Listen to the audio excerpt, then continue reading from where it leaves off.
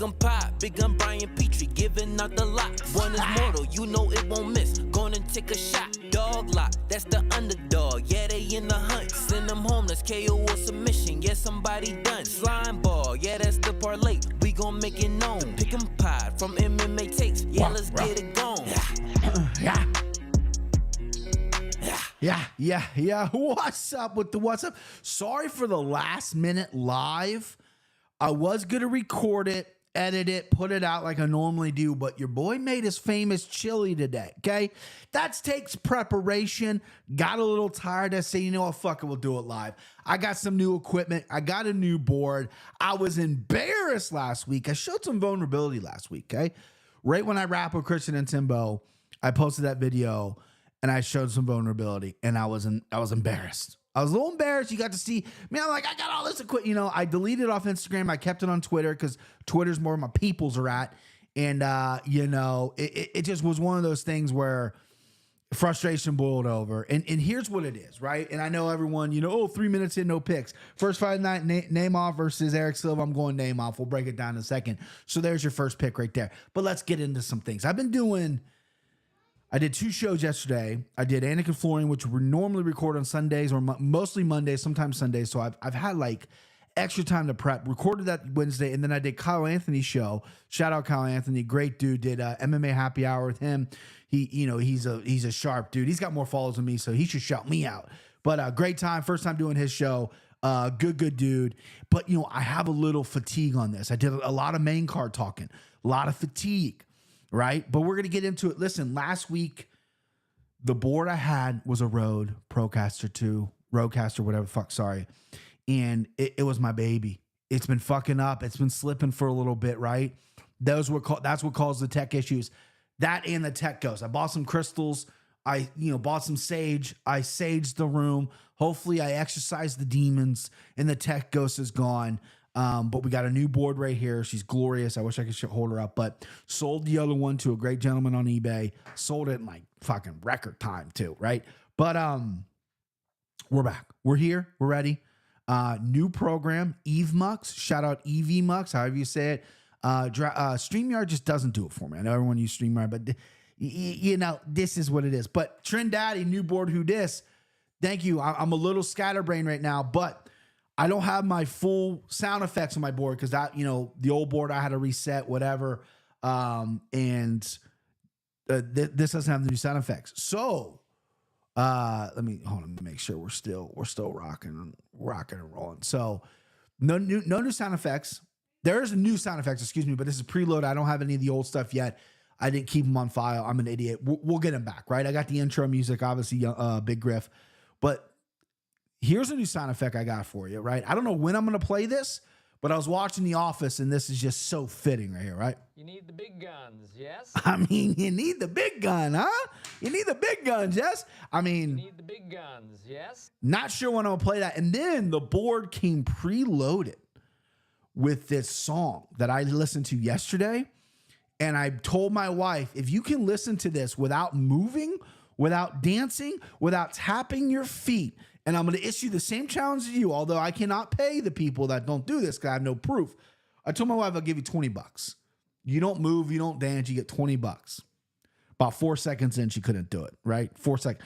This is a banger, preloaded. I don't know if I'm going to get rid of this or not. So before we get to the fights, listen to this jam. If you're on headphones or you're listening to a podcast at work, have fun, move a little bit, you know, shake a little bit. Listen to this fucking banger.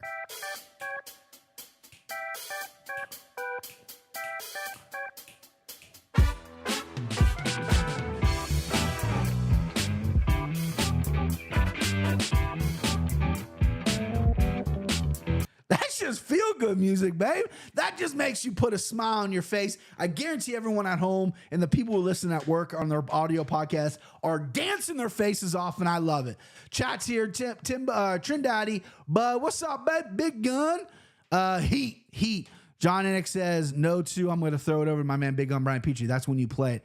Yeah, I feel Brian. What a guy, Bisbing viral clip. That's true.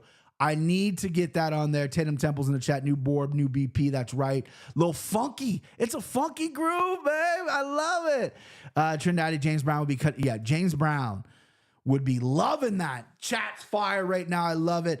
Yeah, so here's my dilemma with the Anik stuff.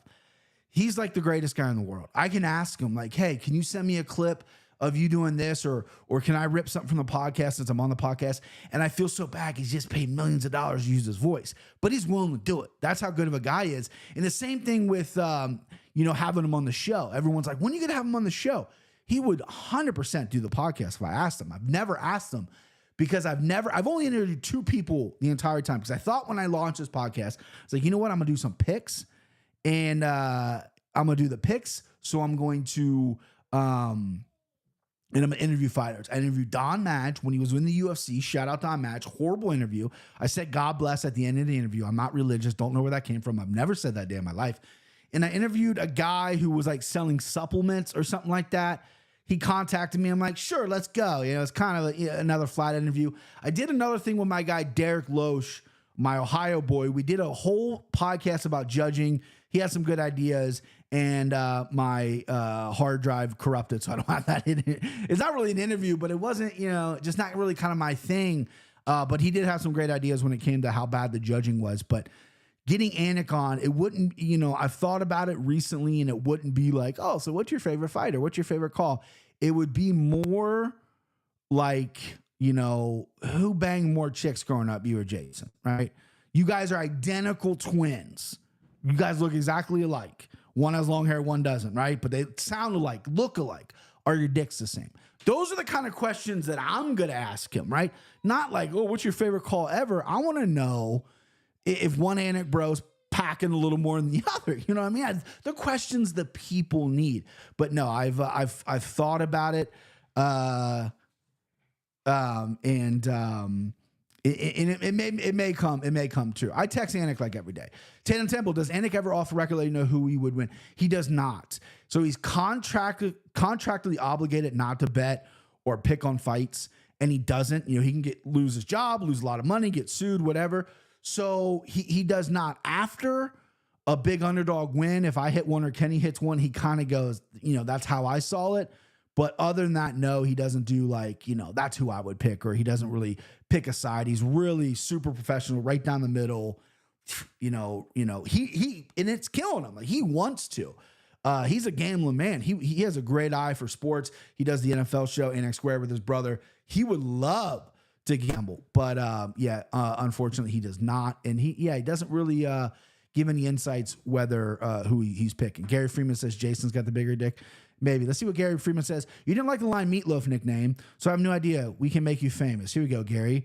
Call out MMA Guru in real life, talk some shit about him, makes a video, do a YouTube fight, kick his ass, take everything's work for motherfucker. So I kind of did call out B-Rack Guru Live MMA. I'm going to go tell you talk smack. So I kind of did call out Guru because in this space, the MMA space, there's not a lot of big dudes. And he's a big guy. He's tall. And, he's a bigger guy. He dropped some weight, but he's a bigger guy. And then they threw some hands with Duplessis, right? Yeah, let's make some money. I'd fight MMA Guru, boxing MMA, any day of the week. Any day of the week, I'd fight that guy. And I don't really know him. I know he's fucking huge. I really didn't really watch a lot of his stuff. We have a common enemy in Ariel Helwani. I know he doesn't like Helwani. Some of his takes about fighters, I think, maybe are a little aggressive. Maybe that's like kind of his bit. But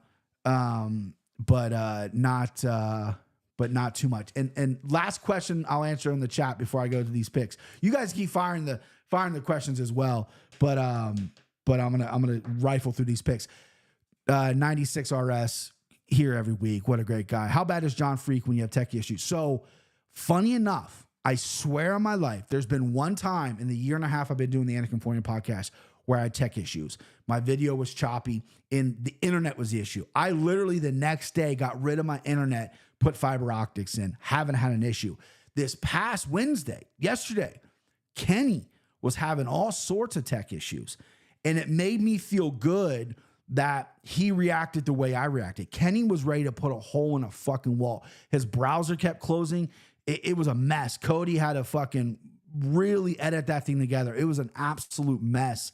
And John was calm, but typically John freaks out when there are some tech issues. And I've been so fortunate to not have tech issues while I'm doing the Anik Conformian, except that one time with the choppy camera. And that was just because my internet was dog shit. And now we got that cleaned up. That's why it's so frustrating when I go live on my own end here and fucking everything fucks up or whatever. You know, I'm going to blame Timbo and Christian because it seems like it only happens when I'm with them. You know what I mean? Let's just blame those guys. Let's just scapegoat those guys. All right, here we go. Fights. Pick fights, baby. Chat. You guys are lively tonight. I love it. Muhammad Naya, minus 550. Yikes, bikes. Versus Eric Silva. He is plus 410. Not sure if these are current. Got these yesterday. I do have DraftKings open, so we can do a little pick. Yeah, 575 for Naimov, plus 425 for Silva. Listen, I think Eric Silva's not that good, right? He's got a grappling chance, I guess, in every fight. But I just don't think he's that solid of a fighter. Naimov, I think, is a good fighter. He's beaten two good guys.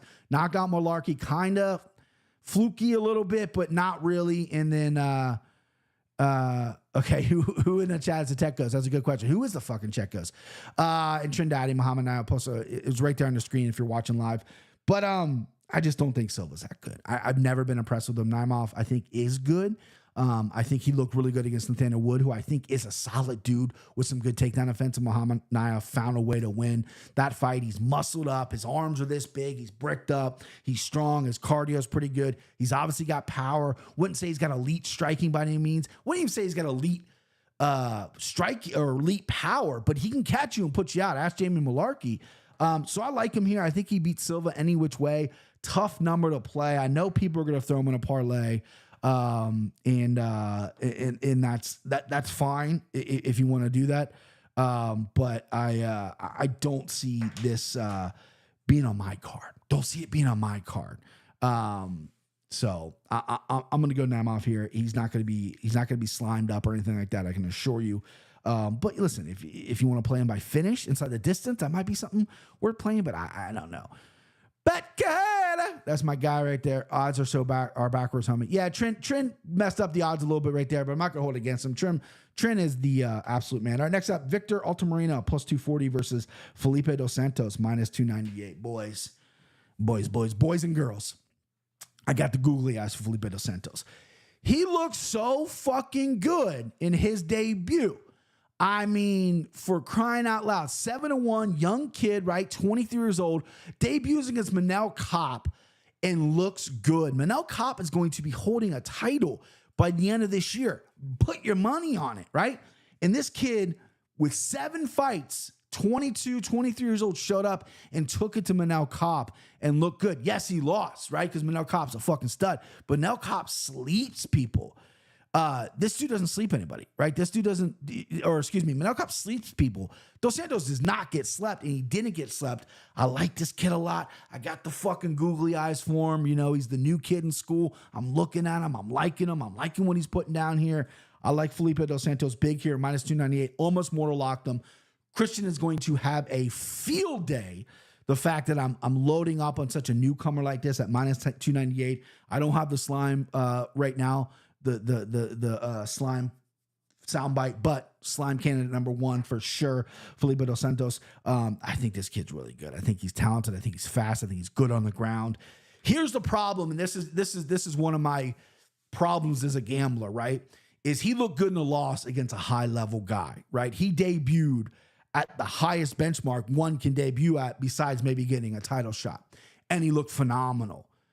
Maybe he might look like a dud this time because it's happened before. I've watched enough MMA to see this happen. He comes in against Victor Altamirano. Victor Altamirano's a tough out. He's not an easy guy to run through. I don't think he's a world beater, but he's not the easiest guy to run through. So Dos Santos has to put the foot on the pedal here and not take anything for granted. I hope he doesn't get caught or whatever. But again, I got the googly eyes. I'm all fucking in on this kid. Slimed him up as well. Minus 298 doesn't scare me. I might be looking at some props as well. Victor Altamirano is pretty tough. You know, he's a tough guy to get out of there, but I like Dos Santos. And let's see what the chat is saying. We're stirring shit up on the Guru chat. Thank you, Gary Freeman. Cap versus Stylebender. Tell you what, man, if Manel Kopp was fucking, he doesn't, he'd fight him right now. I guarantee it, at weighing 140 pounds, whatever he does, whatever he walks around at. But if he weighed a little more, that's a fight. That dude did not back down one bit. Hopefully Felipe is consistent, not just put the best form in his life. Thank you, Vince. That's exactly what I said, because I'm a little afraid, because I'm loading up on him. He's in the slime ball parlay. I'm a little afraid that we've seen the best of him, and now he's just going to cruise on that Manel Cop performance. Tatum Temple is sharp. Alto Moreno is good, dude. Oh, boy. Going decision either way. Gary Freeman likes decision. Yeah, I like Dos Santos. I'm not going to get talked out of it. And let go. Next up, Luis Rodriguez, minus 122 versus Denise Bonder, plus 102. This fight stinks. Let's just be honest. This fight is not a good fight. You know what I mean? It's just, we got two guys who aren't incredibly successful in the UFC. I mean, Bonner hasn't won a fight in the UFC. He lost to Malcolm Gordon by submission. He got injured, though, and then he lost to Carlos Hernandez, which, again, is an okay loss, but he's 0-2, right? He's a champion outside the UFC, but other than that, this guy hasn't done much. And Luis Rodriguez,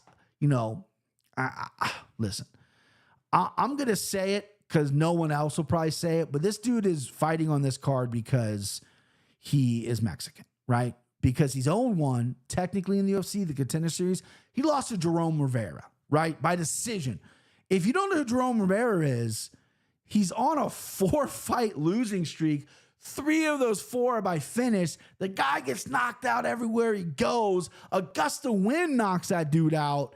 And, and he's in the UFC because, they need to fill the card. He's Mexican. They're in Mexico City. Let the crowd go wild for him. But I hate this fight. I'm not going to spend 20 minutes on this fight. It's Bonner for me, plus 102. The numbers probably, he's still at plus 102. Trent's got the line on the screen. Listen, I don't know how he gets it done. I just cannot put money on Luis Rodriguez as a guy that lost to Jerome Rivera. And not only did he lose Jerome Rivera, he looked bad in that fight. He did not look good. Jerome Rivera probably looked career best, maybe. We'll give him credit for that. But Luis Rodriguez did not look good. And Bonner, he's looked comparable. He's looked okay. He got hurt and then lost to Carlos Hernandez. Again, Carlos Hernandez is like a fringe guy. But I think Bonner needs a win here, and I'm going to pick him here. I'll probably bet him if it's a plus money. I like to dance with some plus money boys. But other than that, this fight stinks. Let's move on. Next up, Claudio Puelles, plus 180 versus Fares Ziam, minus 218. This is an interesting fight here. This isn't... Chris Motino smokes both of them. Okay, Chris Motino. We're still bringing up Chris Motino getting just the shit beat out of him by Sean O'Malley, but he's still fucking rocking. Next fight here. We got Claudio Puelles versus Fares Ziam. I broke this down with Kyle Anthony yesterday. Shout out Kyle Anthony. I wanted to go on the show. We did 4 fights, and I kind of want to maybe disagree with him a little bit, right? And not to be a dick or be contrarian, but hopefully we had different, because I feel like sometimes people like to watch 2 cappers maybe disagreeing. We're going to do this, we're going to do that. And him and I were on the same page for fucking everything, which is cool, which is fine. Because him and I had some good chemistry together. Puelles is now down to plus 164. I like Puelles here. I like him sub only. This Puelles could be a guy that makes you look like a complete fucking idiot. He looked bad against Dan Hooker.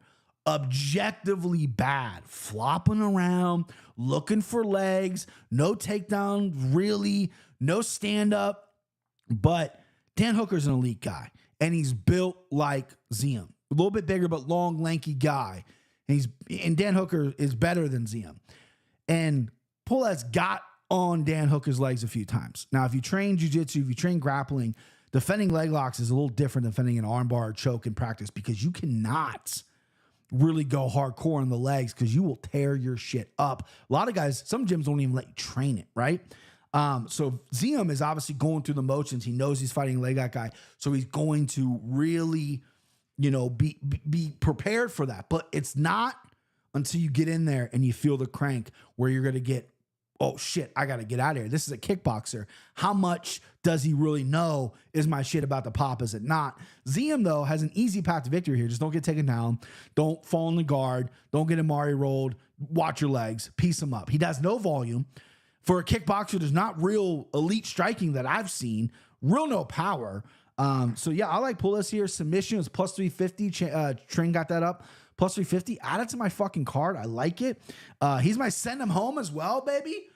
Send him home. This is a tough card, but I truly believe that the only way Claudio Puelles is going to win is by submission. And I think he can do it against a guy like Ziam, who has been submitted before And Pulisic's tricky, right? Dan Hooker made him look like a fool, but Dan Hooker's been around for a while. And Ziem can make him look a fool, and this can make me look like a dumb pick. This was almost a dog lock as well, but I'm rocking with it. We're giving out a submission as well. So it's not just a pick; it's also a submission. I don't know if I'm gonna play a money line. I probably just play him by submission. Maybe I'll get a little fancy and play with money line as well. But no, I like plus 350 of submission all day long. All day long. A lot of people agreed. All right, good. We're all here. Bud here. Love the line. Gary Freeman, if you watch the fight 2 fights ago, he got caught knee bar in the second round. That is correct, Gary. Ziem overconfidence, grappler pulls will trick him to get him down. Booker good fights. Yeah. I mean, Ziem is a guy who's obviously training grappling continuously from coming to kickboxing. But, there's levels, man. There's levels. And leg locks are one of the hardest things to defend. If you watch like really high level grappling, Craig Jones, Gordon Ryan, those guys are getting the only time those guys get caught, and not all the time. You see some triangles, you see some hard triangles and whatnot, rear naked chokes, but a lot of leg locks. Like you watch Craig Jones, that dude will leg lock fucking anybody. Same with Gordon Ryan. He evolved to leg locks, and that is going to be the new wave of MMA. Not comparing Claudio Pulis to those guys by any means, but leg locks are really hard to train and learn how to defend. Alan Belcher, I remember against Romaha Proharis was an incredible performance because all that dude was take legs, and Alan Belcher was in some deep fucking positions and just got out and finished them. So I don't see Faraziem doing that. All right, next up, Edgar Chavez minus 255 versus Daniel Lacerda plus 280. Can we get Daniel Lacerda a fucking win in the UFC, huh? We're in Mexico City. This dude's going to gas out within the first 2 minutes, right? He has no win in the UFC's 4-0. No contest against Edgar Chavez last time. It was a premature stoppage. They ran it back. It was a choke against the cage. He kind of played the game where his arm was out, but was he out? It doesn't matter. Chavez was running the shit. CJ Vergara, he had out on the feet. He gassed out, got ground and pound. Victor Morano gassed out, gassed out, ground and pound. Francie Figgy, Francisco Figueiredo knee-barred him. Little Figgy knee-barred him, which is such a bad loss. And then Jeff Molina, an absolute slugfest, he got put out as well. Listen, this is a heart pick. This is what I want to happen here. Plus 370 is now the new line. Edgar Chavez is minus 45. Chavez, I think, is just an okay fighter. He's not a great fighter, but Lacerda, I don't think has any business being in the UFC. With that being said, Daniel Lacerda, round 1. Let's go round 1 KO. Huh? I'm going to pull that up on DraftKings. What's round 1 KO by Daniel Lacerda? Daniel Lacerda win by KO is plus 700. So round 1 is got to be fucking gorgeous. Daniel Lacerda KO round 1 plus 1,000. 10-1. Yeah. Round 1, baby. Go big or go home. I'll dance with 10-1, bitch. I'll dance with 10-1. You know what I mean? Realistically, though, Chavez should win this fight. But in my dreams, in my hopes, in my prayers, me sitting right now, let's get Lacerda a win because at the very least, this dude's exciting, right? I think he did some games last time with the choke. He did some bullshit with the arm and blamed the ref or whatever. I think he knew what he was doing. He got caught, right? He got caught. He wanted to play the game. They overturned it. Now he's getting run back. Come out guns a-blazing because Mexico City is elevated, bitch. You are not going to have gas. You come out, throw 10 wheel kicks, 10 spinning shit. Just throw everything you got in round 1. And if it doesn't work, we'll chalk it up another loss. What's 5 in a row? There's not much difference between 4 and 5, right? This should be exciting as long as it goes. This should be exciting. But I'm gonna pick Lacerda because I don't think I have many dogs on this card, and it'll be fun to pick them, fun to cheer from the winner, knockout round 1. You know what I mean? Let's have some fun, baby. Let's have some fun. It's not all about wins or losses. And if I win, I'm gonna come back on here and say, "Told you so." Fucking told you so. I probably won't because you can't really tell you so on this fight. All right, next fight. This is a fight I haven't picked. This is a fight that I want to get the chat's opinion on. Actually, I was capping this today. And I was like, you know what? This is such a good fight. I want to see what the chat says. So you got Jesus Aguilar, plus 110 versus Matus Mendoca, minus 130. So chat, who do you like in this fight? Let me know. Jesus Aguilar, Mexican descent, coming off a knockout win, I believe, over Shannon Ross. However, Shannon Ross, he gets knocked out by everybody. His only loss in UFC is Teshua Tyra by triangle, and I'm high on Tyra, so that's not a huge loss. Mendoka dyes his hair blue. He gets a little crazy. Doesn't have a win in the UFC, but he fought Javid Basharat, who's a very good fighter, and Nate Maness, who TKO'd him in round 1. Nate Maness also a pretty good fighter himself. So I lean Aguilar here. I understand why Mendoka maybe gets a little bit of love. I lean Aguilar. That's going to be my pick is Aguilar. What is the chat saying? Lazy bet here. BP. What up, man? What up, man? Brought to you by Toyo Tires. Aguilar by KO says Gary Freeman. Chat, what else you got? Gary Freeman likes Aguilar by KO. I'm leaning Aguilar as well. Give me a strong case why I shouldn't bet Mendoka here, huh? Because Matus Mendoka is a slight favorite here. Jesus Aguilar plus 105. So, I mean, again, I like dog money. 96 RS says Aguilar as well. Tatum, Matus, she's always opposite Tatum. Tatum's always, I love that. She's always opposite. She sees the board a little different. Give me one more pick. Who's it? Trent, give me your pick, babe. Who do you like? You're working your tail off posting these lines. I want to know who you like, Trent. You're a sharp guy. I'm going to see what Trent says. I'm going to give him my official pick. Official fucking pick. He's probably too busy working over.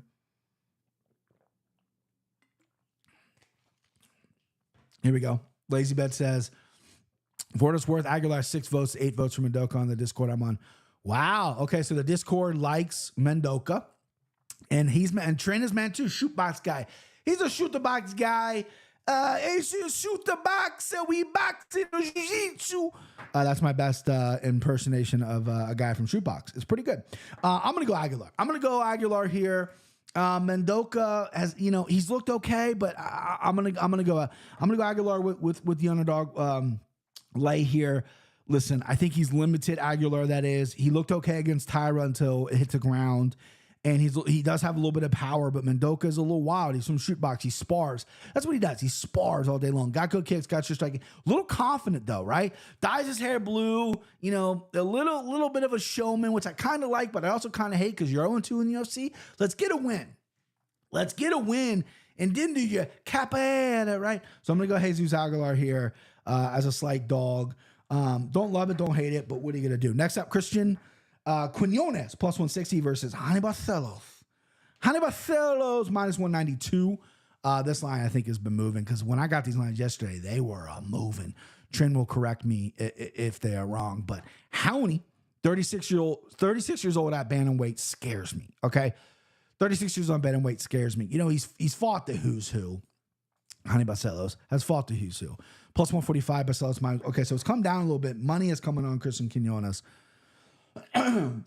Listen, I like saying Hani Barcelos. He has good. Listen, he's 36. He has good wrestling. This is a good dog shot on Quinones here. I don't know why. I'm not afraid to pull the trigger. What's the matter with me? I'm gonna go Barcelos. I just think Barcelos is more well-rounded. I think he has, good grappling and he has good striking and he's just been in there as a better resume than Quinones. You know what I mean? This isn't Mexico. It's elevated. I don't think I've ever really seen Barcelos fade or anything, but Quinones is coming on the Contender Series decision win, and then Khalid Taha, he dropped him and finished him on the ground, and then got choked out by Kyung Ho Kang. So it's not like the most impressive resume in the world. He's in Mexico. He's hyped up. He's got a good record. He's fought some decent guys on his record, but I can't get away from Hani Barcelos. I just can't get away from him. Minus 175. Not touching the parlay, not touching any piece. I think the over is probably the play here. I think, because Hani Barcelos is tough to finish unless you're Umar.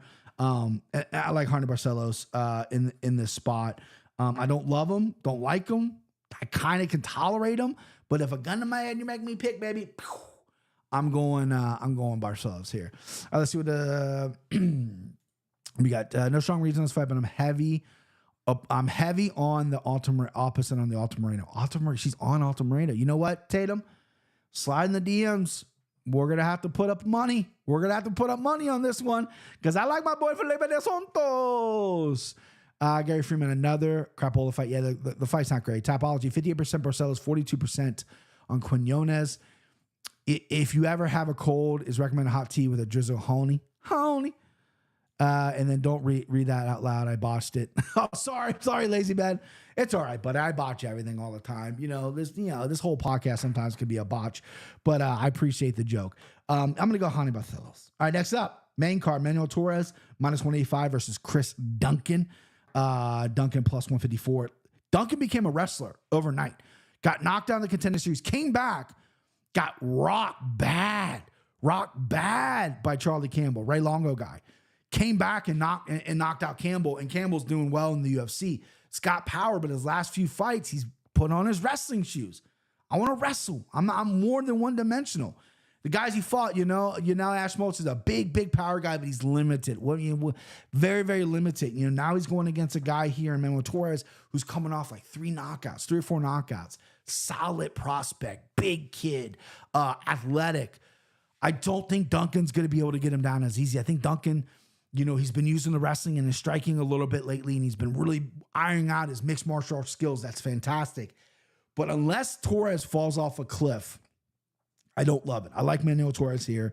I played him on the Anakin Floyd by knockout, which I'm going to chase that number now because I got to text that to John so I get credit for that. He just has big power, and Duncan is hittable. -110. Oof, not as good as I thought. I was hoping for maybe a little bit of plus money, but I get it. Duncan is chin is. It's not like he's chinny, but he can get hurt. And I think if you get hurt by a guy like Manuel Torres, he knows how to close the show. He's got some great elbows on the inside. He's athletic. I want to see some takedown defense. Yes, he's got 100% takedown defense stat on UFCstats.com, but he hasn't really fought any grapplers. And Duncan clearly is starting to really lean into that in that part of his game. So I like Torres here. He almost made the slime ball. I have since backed out of that, but I like Torres here. Kenny liked Torres as well. I think Kenny did have money on Torres, but give me Manuel Torres by knockout over Chris Duncan. I don't hate it. And I think the chat's gonna agree with me, right? Duncan getting slept, legs wiggling. He's gonna do the holy man. Gary Freeman, Portal of the Shadow Realm. Yeah. Many like your Santos picks. Listen, I think Torres is got this one. Next up, this was the pronunciation of the week. I thought I nailed it, right? I've obviously seen this female fight. I did some tape study on her for this fight. I try not to listen to people announcing it. I mean, Bruce Buffer is useless. He'll butcher the names anyway, so it doesn't matter. But John did not give me credit for this. So it's Yasmin Yawargi, but I think it's actually Yasmin Yawargi. Like the J is an H. Doesn't matter. John's not here. I can say whatever I want. He's not going to grill me. I can say whatever I want until John watches his back and I'm fucked. Listen, Yawargi got absolutely starched by Denise Gomes. Starched, bro. That was a shame because I'm high on Yawargi. I think she's very good. Her Lasmin Lucindo fight was awesome. Hand speed is through the roof. But she clearly got caught early by a powerful Denise Gomes. And Denise is fantastic. But are you going to play Yawargi? I don't think I get the line. She's -575. Sam Page Hughes, +425. Sam Page has cash as an underdog. Very consistent. She's with Safe Sayu down there in Texas. She's comfortable. She's got a great cornerman. She's got great training partners. I wouldn't hate you and I wouldn't laugh you out of the building if you bet Sam Page here. I wouldn't, because look at the fucking number, 4-1 female MMA fight. Your boy knows chicks, but I'd be lying if I said I was confident in betting Yawargi at -575. I'd be lying to you, and I don't lie to you, so I'm not gonna say that because it's not true. I like Yawargi in the spot. I'm gonna pick her. It's simply a pick. I'm not playing her. She's not parlayed up. No green hammer. I like Yawargi. I think she's a better fighter. I think she has the better tools and everything to win. Sam Page doesn't have that one-punch power that Gomes did that scares you, that obviously put out Yawargi, that surprised everyone, including myself. But the line is absolutely wide. So if you take a poke with Sam Page at +425, good power to you. Double, triple up, 4 times your money. I love it. I fucking love it. Put a 10 spot, put a 20 spot, whatever you got, whatever. We don't unit shame here. But I can't rock with Sam Page because I am high on Yawargi. I do like her. I still think there's some gas in that tank. And we'll see. We'll see, man. This is a winnable fight for her. But again, Sam Page has fucking surprised before. Hughes gets beat up in round 1. Yasmin KO round 1. Vince NZ likes it. Do we know Yasmin's wrestling looks? It's okay, but it's not great offensively. Her takedown defense is okay, and she's pretty good off her back. She's got a great coach. But as far as like her offensive wrestling, I don't think it looks existent. Sam Page does have good offensive wrestling. The line is way off. Trin thinks so too. We were on Jacqueline Silva. Hughes popped all those parlays. It's very true. Does the line ever make you second guess your pick? Yeah, of course. Of course it makes me second guess my pick.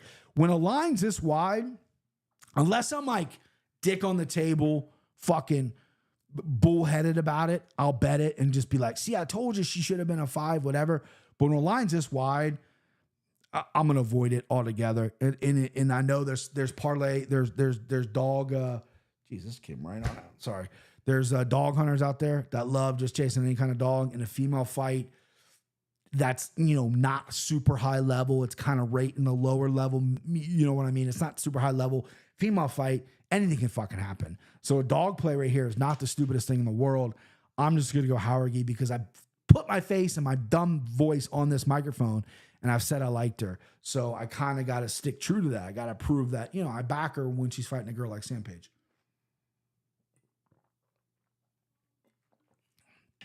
But the number scares me. Speaking of that, Fierce Grape, pretty good. One of my favorites.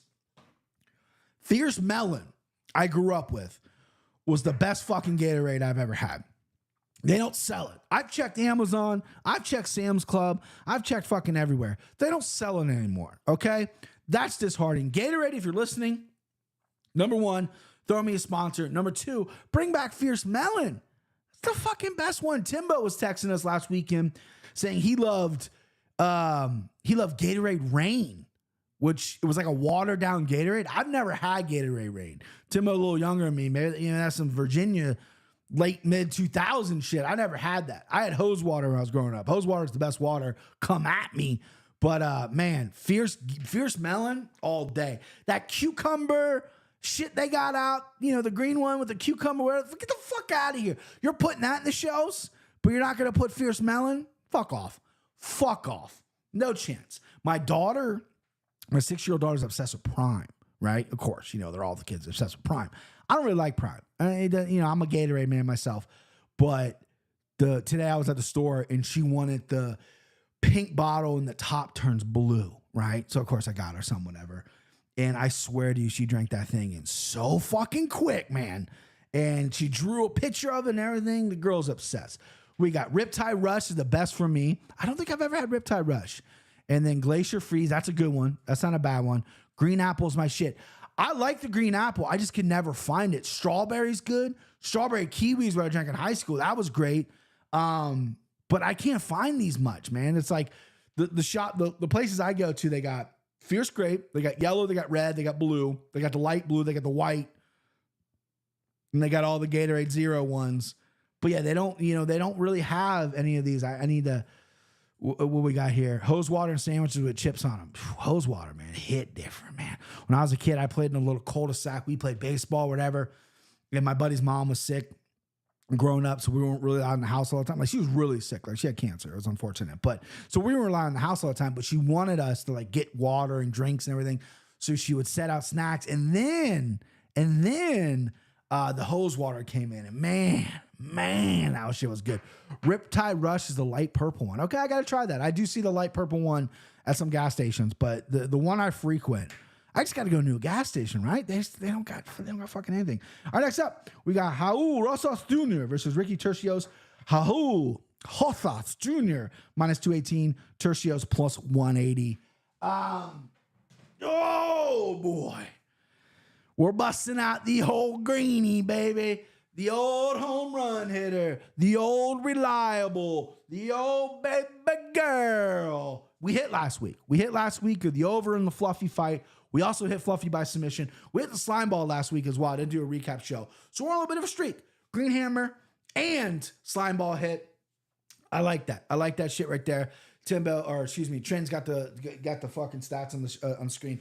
So Green Hammer over 2.5 minus 165. I hear a lot of talk that Rojas comes out a little too fast and he possibly is going to gas at the altitude. That's a great read. Mexico City. We have all seen Kane, fucking sea level Kane was a beast, but you put him in Mexico City, you get fucked, right? And that is a great read on Rojas Jr. I think hopefully he's learning and trying to pace himself. I don't think he can take Tercios out in round 1. I don't think he can take him out in round 2. I think this is going off 3. I like Rojas Jr. That's my pick. Excuse me. Rojas Jr. is my pick. Not slamming him up, not putting him anything. Kenny, for what it's worth, if you haven't seen the Anakin Flooring yet, put him in quite a few parlays. Kenny is all over Rojas Jr., right? And Trin's got it right here. Over 2.5, 166. Green hammer time, baby, right there. Mako Tools. Made in the USA, just like me, bitch. That's the green hammer. Oh, I gotta put that down. I like Rojas Jr. I like the over. I think this is gonna be a scrap. I kind of was bullish on Rojas Jr. early in the week. I thought he was going to run through Tercios here. I've watched some more tape on Tercios, who I don't think's good. He gets taken down a lot, gives up his back a ton. Rojas Jr. is a good grappler. That's where he lives. And I think he can easily win this fight, but I don't think he's getting a finish. I think it's going 3 rounds. I like Rojas Jr. We got 96 RS saying Rojas lock. A lot of people feel that way as well. Kyle Anthony from his podcast yesterday, Happy Hour, he loved Rojas Jr. I'm starting to, I like him, but I'm not in love with him anymore, okay? Fell out of love with him, boys. That happens, okay? It's life. But I'm not picking Tercios. I think Tercios is, he's going to go down there with Colton Smith and, what's the female fighter that won the title? The 125 or 115er, excuse me, that won the title, the female title of the tournament. Colton Smith and her are probably the worst Ultimate Fighter. Tercios might go down there as one of the worst as well. However, though, I don't think he's getting finished. I think this is going off 3. Give me Rojas Jr. All right, next up, Daniel Zellhuber, minus 270 versus Francisco Prado, plus 220. A lot of people. There you go. Thank you, Trent. Nico Montagna was the female's name. Prado versus Zellhuber. I was big on Zellhuber until he looked like a complete fucking scrub against Trey Ogden. He has since rebounded well, coming off a really nice choke his last time out. I love the evolution. He's a good striker. He's a long-range guy. He's in Mexico. The place is going to be absolutely bananas. The line hasn't moved at all. Francisco Prado from Argentina. I don't know soccer, but I got to imagine Argentina and Mexico are probably rivals in soccer. I got to hit my buddy up. Probably a thing. Prado comes from the jungle fights, which they don't produce a ton of talent. He's 1-1 in the UFC. I believe he's 1-1 in the UFC. Debuted against Jamie Malarkey. Looked okay. Lost, though. And then has since rebounded well and looked good. Plus 220 is too big of a number. I'm going with Prado here. I know Zellhuber's the guy people like. They think he might be the next guy to Mexico. Well, he's got to fucking prove it, right? And I'm willing to lay a little bit of money on plus 220 for a guy to prove it, who laid an egg versus Trey Ogden, who's not very good. Trey Ogden is a good grappler, outstruck Zellhuber, which is crazy to me. Give me Prado. He's good on the ground. He's a little wild on the feet. But I like Prado here. Plus 220, too big of a number. He's my dog lock as well. Lock him up. Dog the bounty hunter style, baby. You're going to jail, punk. Give me Francisco Prado. I like him in this spot. And Zellhuber, again, I'm willing to lay down some shekels at plus 220 for this guy to prove it to me. Because I like Zellhuber. I did like him. And I want to like him again. Prove it to me, babe. Prove it to me. Go out there and finish this. We got Lazy Bird right here. He says, Prado trending out of the goat shed now. Gym run by President Awesome from Carter Combat. President Awesome was on the Anakin Florian this past week. Seems like a good dude. That's awesome. I did know that because he's in Mexico City for Prado. The line has me second guess my pick. Just why I'm asking. I'm on Prado. There you go. There's a dog. That's right, Trent. There's a dog. Prado it is. All right, co-main event, Yair Rodriguez versus Brian Ortega. Yair minus 155, Ortega plus 130. This line is a moving. Every time I say this line has since moved. Trim will give me the most updated line here in a couple seconds. I've talked about these fights at nauseum. If you follow me and you see me on all these other platforms, I try to not repeat myself. So the line, as I say, the line is a moving. It's the exact same as I just read it to you. So fuck my life. But I've said this everywhere. I mean, the Anakin Florian just came out yesterday, was on another podcast. I don't want to feel like a broken record, and I'm just repeating myself all the goddamn time. Give me Yair. I like Yair big in here. Slimed him up. Slime ball candidate number 2. I just think Yair is I know they fought before, and the injury happened, and people thought Ortega got hurt, and he did get hurt. But Yair was yanking on that fucking arm, right? Accidents happen, but you can't discredit that performance from Yair. And before they even hit the ground, Yair was piecing them up. Ortega doesn't fight enough. His timing's going to be off, and he's going to get absolutely pieced up. I don't think his wrestling is world-class enough to take Yair down. Unless he gets to the later rounds, he might be able to get some success there. But give me Yair. I like his confidence. This opens up so much at 145 now. Now that Volk is not the champion and he's going to take some time off, one of these guys can get Topuria. And so this is a big fucking fight for 145 right now. Yair says, I don't want to fight Topuria. I want to fuck him up. Like, Yair's fired up. And Ortega, pretty boy, long locks, does the R&B face. He's not really saying much. He said Volk look off in that fight. Listen, Ortega, if you look at his career, he's getting the shit kicked out of him until he wins. I don't see that happen with Yair here. Yair usually does that. That's kind of Yair's MO. So I think it's such a good fight. I like Yair, and I think you can sprinkle maybe by knockout. I know Ortega is incredibly durable, great chin, but you can only take so much over 5 rounds because this is a 5-round fight. So Yair by knockout is something you might want to look at, might want to sprinkle. I see a lot of people taking Yair by decision. I like that too. But, if you want to dance a little bit, maybe Yair by KO. I like Yair, slime ball candidate, main event time. Brandon Moreno, minus 290 versus Brandon. Raw Dog Royval, plus 235. Another rematch. First time ever we're getting really? Hold on, sorry. Yair Rodriguez win by KO is plus 180. Not as juicy as I'm still going to play it. But I really thought it might be higher considering how notoriously, how notorious Brian Ortega is durable. Spritz, no sprinkling. God damn it, Lazy Bed, you're right. I ain't sprinkling shit. I got to owe Yanni the Greek money now. Yanni the Greek taking my money. Main event, Brandon Moreno, Royval. Another rematch that ended in injury. Both are coming off losses to Pantoja. If we're doing it by that, if handicapping was that easy, you would look at those fights and go, Moreno looked better than Royval. Royval looked a little out of sorts. He didn't look himself. He loves living in the chaos. There was no chaos. He fought smart because he's afraid to gas for 5 rounds. And against a guy that's so technically sound and tight like Pantoja, you can't fucking do it. He looked flat to me. It wasn't the greatest performance. Didn't give up, right? 5-round championship experience. He's a backup. This is supposed to be Amir Abazi. Amir Abazi hurt his neck, apparently pretty significantly. Royval's like, hey, I thought I was getting a free trip to Mexico, and now here I am fighting. I don't love that, but hopefully he's kind of fucking with us. But he needs to be chaotic. I don't think he can go 5 rounds here with Moreno. I think Moreno's better everywhere. I think Moreno is underrated grappling, he's an underrated grappler. His striking's come along. It's more of a boxing set, but he does have some decent kicks. But if you're Raw Dog Royval, you just gotta throw some jumping knees, some spinning shit, right? You got to get out there and get crazy, get finished, because that's your best chance of winning. Is if you finish this dude or get finished. I like Moreno here. Slimed him up as well. That's the slime ball I had just given out. We'll recap that in a minute. And Moreno's my mortal lock. I really believe that he's gonna get this done here. Christian texted me right before I got on. He likes Royval.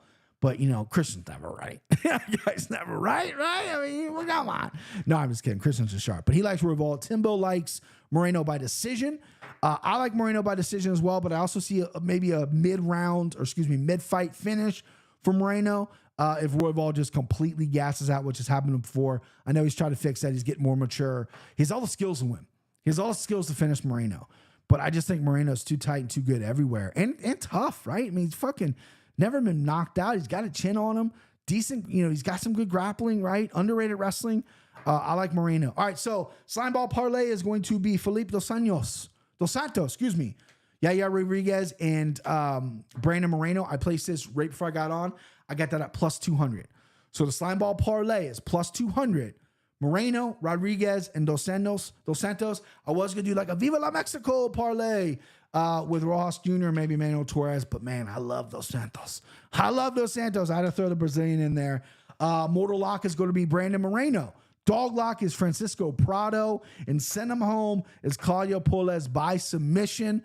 That's how I'm gonna be playing that. That's it. That's a card, man. We went 50 minutes, boys. Chat, you're electric. I love you. And Tatum has let me give you Tatum's parlay. Moreno, Shirez, Alta Moreno, plus 469. Tatum, that is a beautiful, beautiful number. Alter Moreno, though, is getting cooked to the bone, baby. Getting cooked to the bone. Chat, you're amazing. Oh, look at that. No technical difficulties on my end. Beautiful. So what does that tell you? That tells you it's Christian and Timbo sabotaging me. I tell you, those sons of bitches are doing something. Listen, subscribe to the channel. You guys are awesome.